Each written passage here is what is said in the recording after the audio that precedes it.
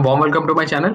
तो दोस्तों आज हम वीडियो में दो ऐसे कंपनी के बारे में बात करने वाले हैं जो जिनका करंट मार्केट प्राइस या फिर आप कह लो जिस प्राइस पे अभी वो मार्केट पे ट्रेड कर रहे हैं उनकी जो वैल्यूएशन है वो 20 रुपए से भी कम है। सो दोस्तों बहुत सारे मेरे दोस्त भाई हैं वो पूछते रहते हैं कि सर कोई पेनी स्टॉक बता दो, कोई सस्ते स्टॉक्स बता दो जिसमें कम पैसे में हम अच्छा मुनाफा कमा सके। तो दोस्तों इससे पहले भी मैंने एक वीडियो बनाया था, आपने अगर देखा होगा उसमें जिसमें मैंने आपको क्लियरली बताया था कि किस तरह से आपको पैसे लगाने हैं।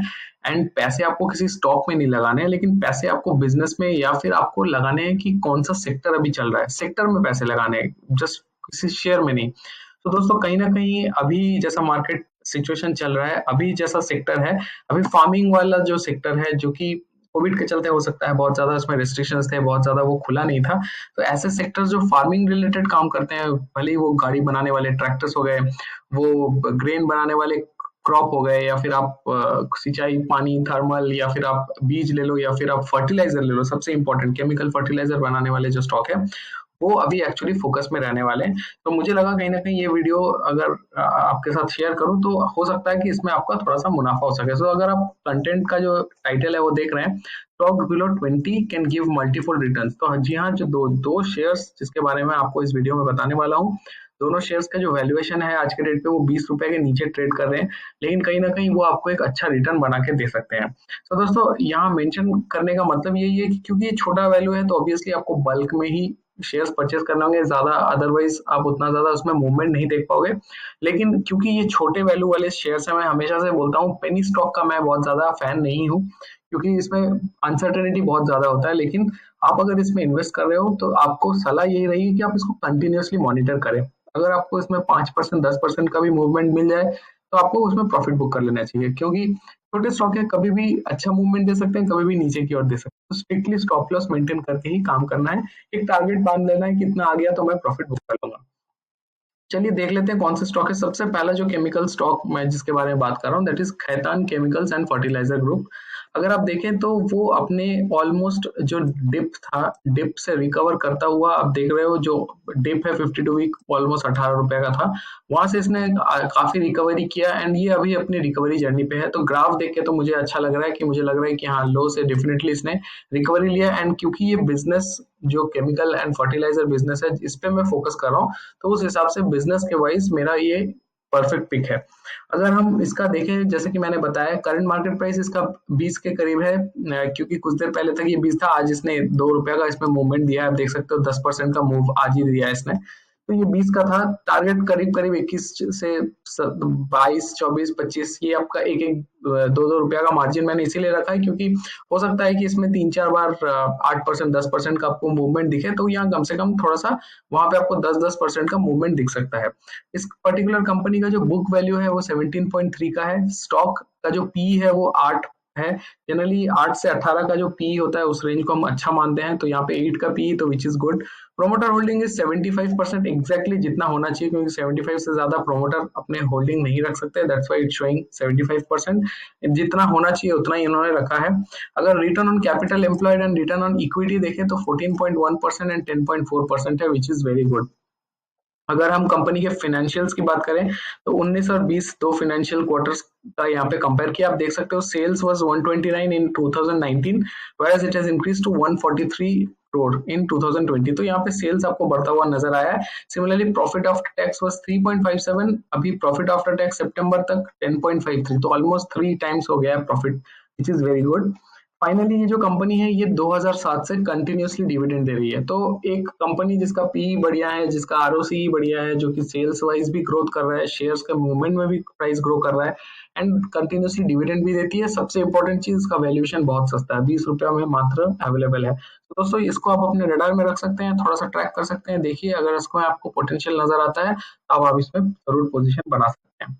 चलिए बढ़ते हैं आगे। जो दूसरा केमिकल और फर्टिलाइजर सेम सेक्टर से ही दूसरा एक स्टॉक है जिसके बारे में बात कर रहा हूँ, वो है ओसवाल ग्रीन टेक लिमिटेड। तो दोस्तों इसका बेसिकली अभी फॉर्मली इसका जो अभी नाम है that is Oswal chemical and fertilizer. So same पिछला वाला भी था खेतान केमिकल एंड फर्टिलाइजर, यह है ओसवाल केमिकल एंड फर्टिलाइजर। सो एक बिल्कुल सेम सेक्टर में से दोनों बिलोंग करते हैं।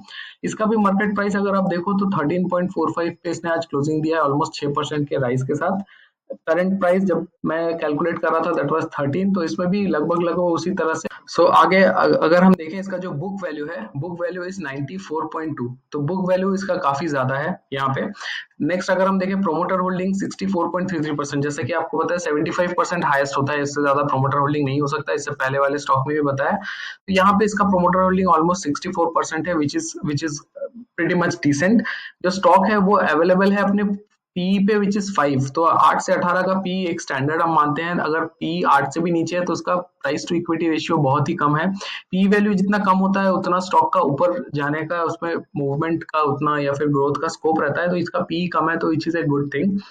नेक्स्ट अगर हम इसके क्वार्टरली या फिर आप हाफ ईयरली रिजल्ट्स का अगर एनालिसिस करें, तो जो पिछले 2019 में H1 की अगर हम बात करें, तो the sales was 10.81 crore and other income was 49.27 crore. जो प्रॉफिट आफ्टर टैक्स था वो था 29.28 करोड़। एंड अभी इस फाइनेंशियल ईयर 2020 की अगर हम बात करें, तो sales is 8.68 crore and other income और प्रॉफिट आफ्टर टैक्स अगर हम देखें, तो प्रॉफिट आफ्टर टैक्स देखिए यहाँ पे एक स्टेप बड़ा है, 33.53 करोड़। पिछले साल जब 28.98 था वहां से बढ़ के 33.53 हुआ है। तो इस स्टॉक की अगर हम बात करें, तो ये स्टॉक काफी नीचे प्राइस पे अवेलेबल था, लेकिन अभी यहाँ पे जैसा कि मेंशन भी मैंने किया, जनवरी 2018 stock was trading at 41, from 41 it's still available at 68% discount, क्योंकि एक टाइम पे ये कंपनी का जो वैल्यूएशन था वो बहुत हाई था, वहां से करेक्शन होता हुआ काफी नीचे तक आ गया है, तो अभी बहुत सस्ते भाव पे मिल रहा है। तो दोस्तों ये दो केमिकल स्टॉक है जिसके बारे में मैंने आपसे डिस्कस कर रहा था, खेतन केमिकल्स एंड दूसरा है आपका ओसवाल ग्रीन टेक। दोनों ही बहुत सस्ते हैं, दोनों ही 20 रुपए के वैल्यू के नीचे अवेलेबल है। आपको अगर लगता है कि इसमें आपको पोजीशन बनाना चाहिए तो डेफिनेटली आप इसमें बना सकते हैं। जैसा मैंने कहा कि इसमें थोड़ा सा मल्टीपल पोजीशंस आपको लेने पड़ेंगे, थोड़ा ज्यादा क्वांटिटी में लेना पड़ेगा। रीजन बीइंग कि इसका वैल्यूएशन बहुत कम है। लेकिन यहाँ पे स्ट्रिक्ट डिस्क्लेमर मैं आपको एक दे दूंगा, इन दोनों स्टॉक्स में मैंने अपना पर्सनल पोजीशन बनाया है, क्योंकि मुझे लगता है कि ये मैंने स्टॉक पे नहीं, बेसिकली मैंने सेक्टर पे इन्वेस्ट किया है। एक सेक्टर जो कि अभी ग्रोइंग है, जो कि अभी सीजन है जिस पे ग्रोथ दिख सकता है, एंड काफी जहां स्टॉक्स मुझे सस्ते भाव पे नजर आ रहे हैं, तो उसपे मैंने उस सेक्टर पे पैसे लगा दिए हैं। लेकिन यहाँ पे क्या है कि आप अपना ड्यू डिलिजेंस जरूर करें।